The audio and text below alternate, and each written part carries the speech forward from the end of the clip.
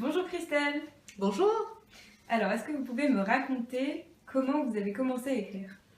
L'écriture, c'est vraiment une longue histoire. Quand j'étais enfant, j'aimais beaucoup écrire.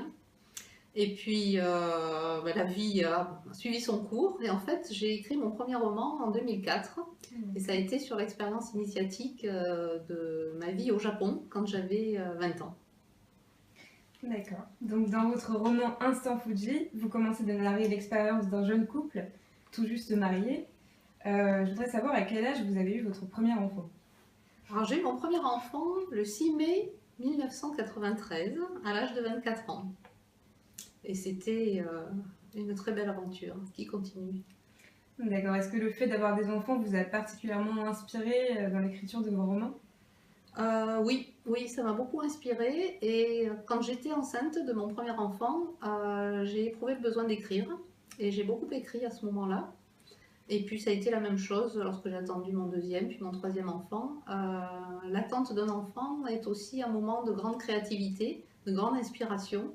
Et donc j'ai beaucoup écrit à ces moments-là. Oui. Alors, je trouve que vous avez un style d'écriture vraiment très sensuel. L'affection et l'amour vous paraissent-ils des sentiments indispensables dans votre épanouissement personnel? Oui, et en fait, ça m'a pris du temps pour bien réaliser que j'avais eu la chance inouïe d'être baignée dans une famille où l'amour régnait. Et j'ai été élevée par mes grands-parents maternels et mes parents qui m'ont apporté beaucoup d'amour. Et c'est quelque chose que j'ai beaucoup plus perçu quand j'ai quitté ma famille et que j'ai été loin des miens. Et l'écriture me permet justement de retourner dans mes terres natales, dans mon passé, et de revisiter cette période baignée d'amour. Et je pense que si j'ai pu quitter ma Provence pour venir à Paris, c'est parce que j'avais été fortifiée par beaucoup d'amour maternel. D'accord. Donc plutôt Europe ou Asie? Grande passionnée de l'Asie, qui m'a permis de mieux comprendre l'Europe. Parce que l'Europe vue de l'Asie est bien différente que vue de la France. Et ce qui m'a beaucoup marqué quand j'ai découvert l'Asie, c'est que le regard qui était porté sur l'Europe, et notamment sur la France, était un regard très romantique et très mélancolique, d'une dimension un peu musée. Et donc je me suis rendu compte que pour les Asiatiques, qui sont beaucoup dans les nouvelles technologies et dans le développement économique, je pense notamment à la Chine, à l'Inde, etc., pour eux, l'Europe et notamment la France, c'est des régions et des pays du passé, de grandes cultures, mais qui appartiennent plutôt au passé. D'accord. Donc dans vos livres, le voyage est très présent.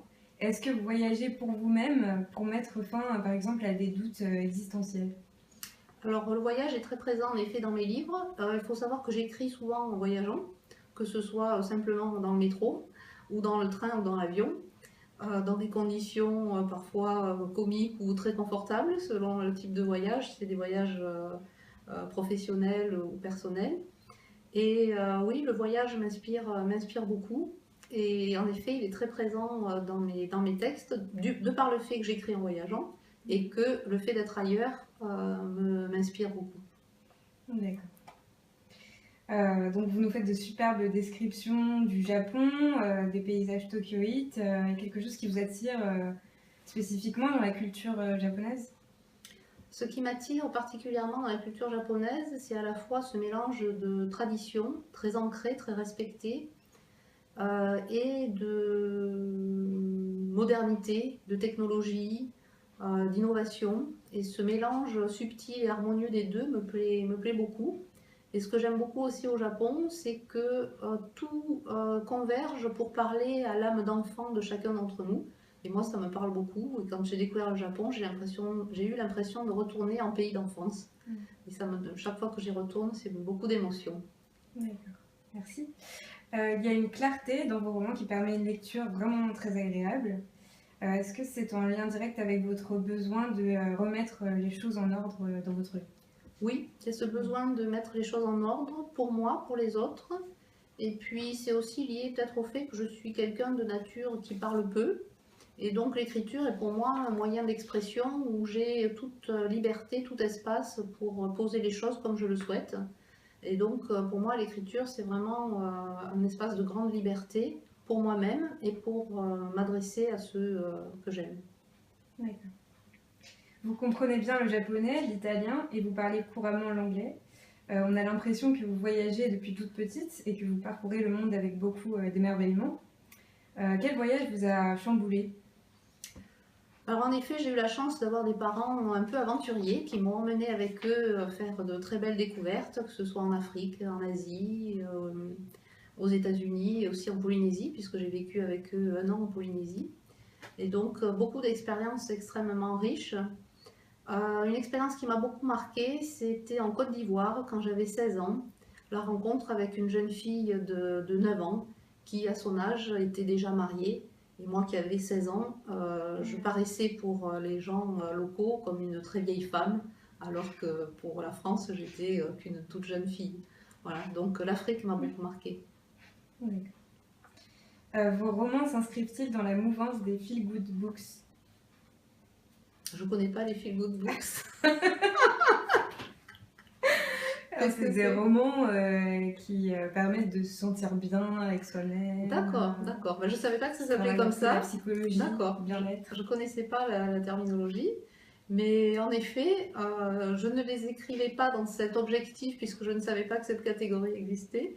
Mais en effet, oui, en tout cas, ça me fait, moi, déjà, en les écrivant, ça me fait me sentir bien. Et si ça peut aider les autres aussi à avoir une expérience qui leur fait du bien, c'est volontiers, le but est atteint, oui. D'accord. Poésie ou roman? J'aime beaucoup, en fait, les romans dans lesquels on peut se permettre de mettre un peu de poésie. Et jusqu'à 2010, lorsque j'ai rencontré Christian Bobin, jusqu'à cette date-là, je pensais qu'il fallait absolument écrire en respectant une certaine catégorie, etc. Et la rencontre avec Christian Bobin m'a totalement libérée et me permet maintenant d'écrire comme je le souhaite et de mettre de la poésie de mes romans et à la fois du roman dans mes poèmes. D'accord.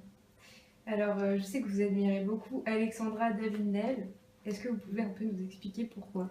Alexandra David-Néel, c'est une grande passion pour moi qui date de ma naissance, puisque je suis née en 1968 et elle est décédée en 1969, juste 1 an après ma naissance, à l'âge de 101 ans, à Digne-les-Bains. Et donc, elle a bercé toute mon enfance et c'est un personnage hors du commun, une aventurière, une bouddhiste, féministe, et qui était vraiment à l'avant-garde et qui a déchiffré et défriché énormément de textes et de terrains. Et j'ai eu toujours à cœur de marcher dans ses pas, mais tout en développant une vie familiale et personnelle, ce qui n'avait pas été son cas puisqu'elle n'a pas eu d'enfant et que son œuvre est un petit peu sa descendance. D'accord. Donc plutôt Beauvoir ou Alexandra David-Néel? Plutôt Simone de Beauvoir ou Alexandra David-Néel? Ni l'une ni l'autre. Ni l'une ni l'autre, mais inspirée par l'une et par l'autre. Et je suis plutôt dans la synthèse de ces deux personnages.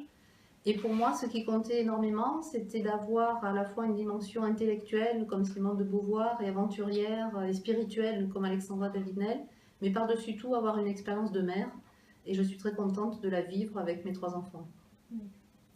Alors, pour écrire, plutôt matin ou plutôt soir? Ça dépend. J'ai eu une période où j'écrivais plutôt le matin, avec une certaine discipline, où tous les matins j'écrivais au moins 3-4 pages. Et en fait, c'est plutôt j'écris dans les transports, en fait. D'accord. Été ou hiver? Été. Je suis née le 29 juin, donc je suis née dans l'été, à la saison du soleil, des cerises. Et l'été, pour moi, est un moment de grand rayonnement, de grande joie. Mais j'aime bien l'hiver aussi, parce que ça permet justement de savourer l'été. D'accord. Un aliment qui vous représente le plus? Peut-être l'eau. J'aime beaucoup l'eau. Je suis du signe du Cancer, donc un signe aquatique. Et j'aime beaucoup cet élément-là. Je me sens très, très bien. Montagne ou plage plutôt les deux, parce que je viens des Alpes de Haute-Provence, dans le petit village de Digne, qui est un petit peu en altitude. Et pour moi, mon enfance a été baignée par des paysages de montagne. Donc j'aime beaucoup la montagne, l'oxygène, l'altitude, un grand ciel bleu et de belles hauteurs. D'accord. Introverti ou extraverti?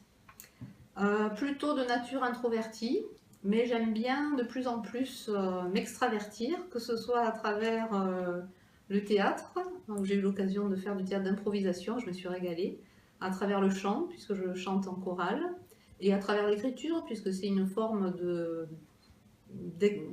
d'expression extravertie d'une introversion, peut-être. Famille ou aventure? Les deux.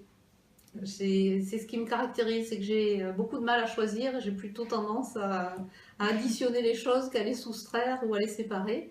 Et donc j'aime bien faire les choses ensemble. Donc oui, j'aime la famille, j'aime l'aventure, et j'aime l'aventure en famille. Et donc j'aime bien partager avec les miens mes goûts un peu aventuriers. D'accord. Avion ou train? Ah, là aussi les deux. Parce que j'adore le train, j'adore voir les paysages changer. Très souvent, je vais de Paris à Aix-en-Provence et j'aime voir les cieux changer, les villages, les vaches, les moutons, les couleurs. C'est pour moi extraordinaire de voir cette progression et ce cheminement. Et l'avion, pour moi, me procure toujours énormément de sensations et j'ai un bonheur à être près du hublot, à regarder les nuages, à regarder le paysage et avoir le sentiment toujours du miracle de l'envol. Pour moi, ça reste toujours un mystère. D'accord. Alors, je sais que vous appréciez Jung. Oui. Donc, Nietzsche, Freud, Jung. Jung. Jung, parce que j'aime beaucoup tout son travail sur le processus d'individuation. Ça m'a beaucoup parlé. C'est quelque chose que j'ai vécu, que je suis en train de vivre. Et donc j'avais besoin, et c'est en le rencontrant que ça m'a fait du bien. Je me suis rendu compte qu'il y avait eu des recherches sur ce que j'éprouvais. Et donc par rapport à la psychanalyse ou à la philosophie, je suis quelqu'un d'assez autodidacte et qui aime bien expérimenter par le vécu plus que par les livres. Mais j'aime bien avoir la confirmation des livres. Donc ma démarche, c'est de vivre dans un premier temps et après d'aller chercher dans les livres ce qui correspond à ce que j'ai vécu. D'accord. Alors, petite question incongrue. Oui. Lion ou gazelle? Ah, lion ou gazelle? Ben, je me sens plutôt gazelle en fait. Je me sens plutôt gazelle avec ce côté à la fois féminin, léger, fragile, subtil. Mais oui, je me sens plutôt gazelle et donc il faut que je me protège des lions, que je respecte, mais j'ai notion du danger. D'accord, parfait. Merci beaucoup Christelle. Merci à vous, merci, au revoir.